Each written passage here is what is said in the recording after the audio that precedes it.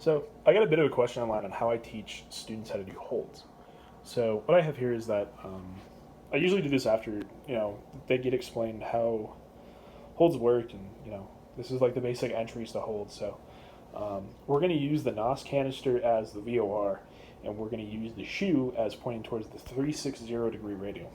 So what I'm usually going to have do is I'll start at the back with the student, and I'll be like, okay, so we're going to be standing here. We're going to be looking at drakes. We're going to be flying at a 360 degree course, and we're going to pass over the Drake vortex, and we're going to continue at 360.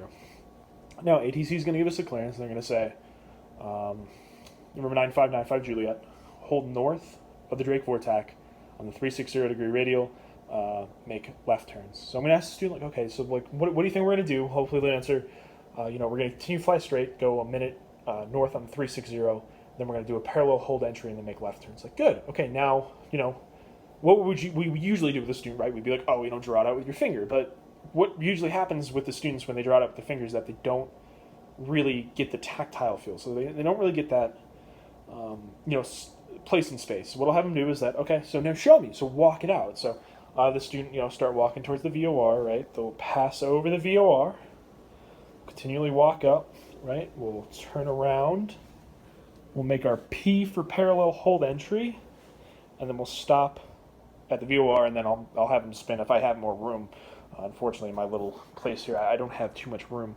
So I'll walk through them with it, and then, normally then I'll say, set up, and then stuff like that. So, or I'll move them over here, and, I'll move them this way, and I'll be like, oh, we're heading on a course of, let's say 030, 9595 Juliet, hold north of the Drake VOR on the 360 degree radial, make left turns, and hopefully they'll walk through. They'll do it, and then like, okay, so now I'll then if they get more advanced, they'll be like, okay, now start walking or start shuffling, so that we create a sense of urgency with the students. So make them walk towards the VOR, and then hopefully they'll be like, okay, well I'm going to make a teardrop entry, and they'll go around, they'll